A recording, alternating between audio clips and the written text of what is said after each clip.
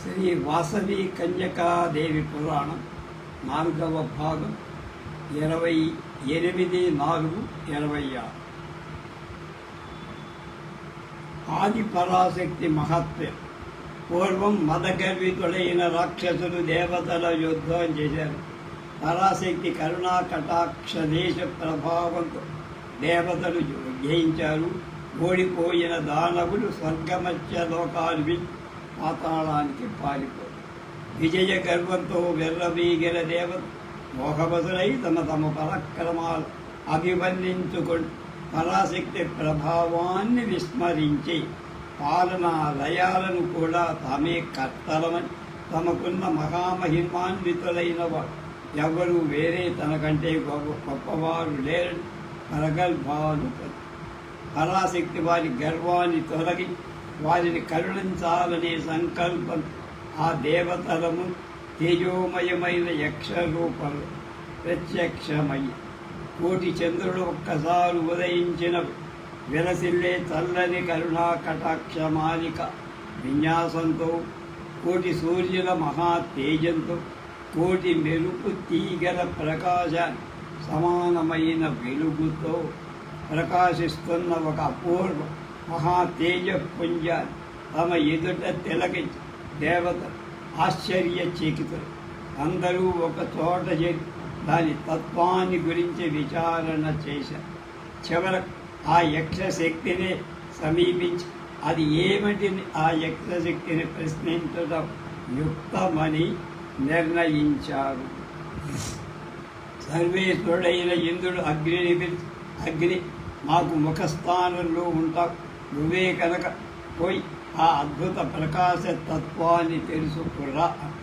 దేవతల్లో తానే అగ్రగణ్యుడని భావించిన అగ్ని వేగంగా ఆ తేజోమూర్తి ఎదుటకు పోయి నిలబడి అగ్నిని చూసి ఆ జ్యోతి స్వరూపిణి నీవెవ్వరు, నీకు గల శక్తి ఎలాంటిదో చెప్పమ్మని. అప్పుడు అగ్ని నేను జాతవేదసురుడ లోకంలో దేన్నైనా కాల్చి భస్మం చెయ్యగల శక్తివంతుడని అని పలికి. అప్పుడు ఆ పరం జ్యోతి ఒక గడ్డి పలకను అక్కడ పెట్టి అగ్ని ముందు పడేసి, లోకాలలో కాల్చే శక్తి నీకు ఉంటే ఈ తృణకణాన్ని కాల్చేవయ్యా. హుతాశనుడు తన శక్తిని అంతటినీ వినియోగించి కూడా ఆ గడ్డి పోతను కాల్చలేక సిగ్గుతో వెళ్ళిపోయి. అగ్నిదేవుడు భంగపాటు గురించి విన్న ఇంద్రుడు వాయుదేవుడిని పిలిచి, నువ్వు కూడా లోకమంతా నిండి ఉంటావు కనుక నీ వల్లనే సృష్టి ప్రాణవంతమవుతోంది కనుక జీవులకు ప్రాణాలై వాళ్ళ శక్తులకు ధారణ చేస్తుంటావు కనుక తెలియరాని తత్వంతో ప్రకాశిస్తున్నటువంటి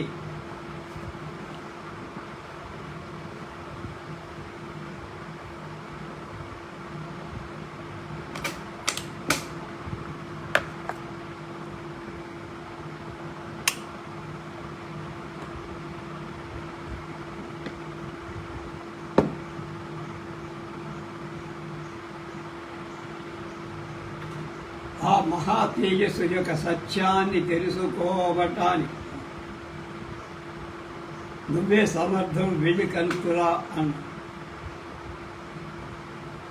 ఇంద్రుడి మాటను విని వాయువు ఆ తేజోమూర్తి దగ్గరకు వెళ్ళి తనను గురించి తన శక్తి గురించి చెప్పి ఆమె యథాపూర్వకంగా ఒక గడ్డి పలకను వచ్చి దాన్ని నువ్వు దమ్ముంటే దాన్ని కదించు అంట. అది వాయుదేవుడి వల్ల కాక సిగ్గుతో వెళ్ళిపోతుంది.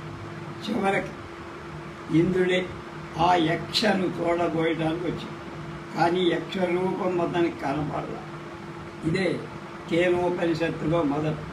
తర్వాత ఇంద్రుడు తనకు పరాభవంకి చాలా చింతపడ్డాడు.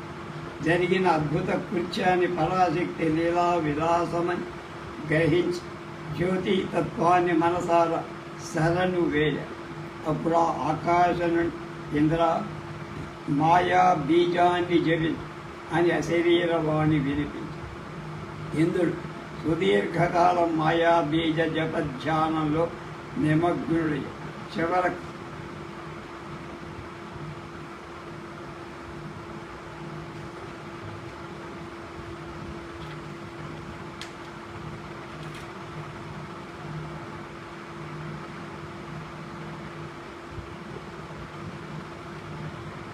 చైత్రమాసంలో నవమి తిథి నాడు ఆ మహా తేజస్సు తిరిగి ఆవిర్భవించి ఆ తేజోమండల మధ్యంలో నవయౌవనవతి అయిన ఒక కుమారి ఇంద్రుడు దర్శించాడు. ఆ కన్య జపా కుసుమ వంటి ఎర్రని శరీర కాంతి అప్పుడే ఉదయిస్తుంది.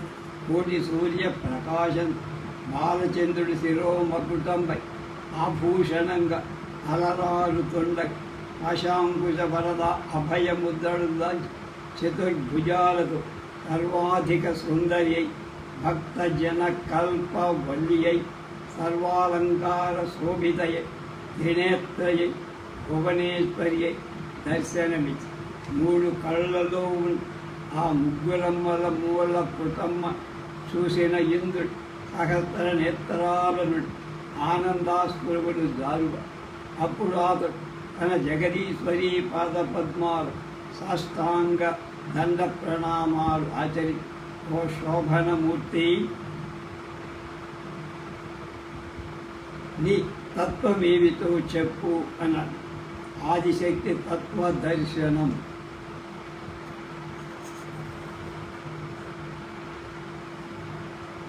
అంత ఆ పరాశక్తి ఇంద్రుడిపై కరుణించి సురరాజ సావధానంగా సంపూర్ణ కారణభూతుడైన బ్రహ్మం మా రూపం.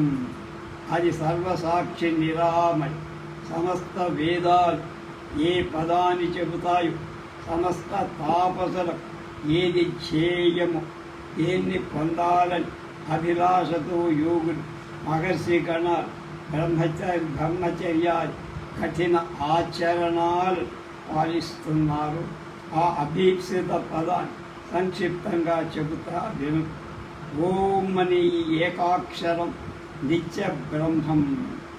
అదే హ్రీం మాయాస్వరూపం. ముఖ్యంగా ఓం మయ హ్రీం నా మంత్రాలకు ప్రధాన బీజాలు. నేను వీటితో సంపూర్ణ ప్రపంచాన్ని నిర్మిస్తున్నా. పరాపర ప్రకృతి రూపిణినైన నేనే సచ్చిదానంద నామకు రాలనై ఉంటాను. మాయా ప్రకృతి అనే పేరు నాలోనే కల్పించబడ్డాయి. ఆ మాయ పరాశక్తి శక్తిమతి అయిన పరమేశ్వరివి నేనే. చంద్రుడి నుండి వెన్నెల వేరైనట్లు నా మాయ నాకు వేరు కాదు. నా ఈ మాయ సామాన్యావస్థ కల్ప ప్రళయం జరిగినప్పుడు నా చేత సృష్టింపబడిన ఈ ప్రపంచమంతా నాలోనే లీనమవుతుంది. సరళ ప్రాణుల కర్మ పరిపాక వశంలో సృష్టి జరుగుతుంది. నా రూపాలు సగుణం నిర్గుణాలని రెండు. మాయారహితమై సగుణం మాయా సహితమై నేను అన్ని జగత్తులను సృష్టించి వాటిలో ప్రవేశించి వాళ్ళ కర్మలకు అనుగుణంగా జీవుల నిరంతరం ప్రేరేపిస్తూ ఉంటా. నేను మిమ్మల్ని కొయ్య బొమ్మల్లాగా ఆడించే ఆదిశక్తి. అలాంటి సర్వాత్మికమైన మీరు గర్వం చేత మరిచి మోహగ్రస్తులై మిమ్మల్ని అనుగ్రహించడానికి నా యక్షరూప తేజం ఆవిర్భవించి మీరిక దేహాభిమాన గర్వాలను నన్ను శరణు పడి ధన్యులు కండి అని ఆది పరాశక్తి ఇంద్రుడి తన నిజతత్వాన్ని గురించి చెప్పు. అలా ఆదిశేషునిచే ధర్మనందనుడికి చెప్పబడి దేవి తత్వదర్శనాన్ని సూతుడు ఆనాడు శౌనకాది మహామునులకు తెలియచేశాడు.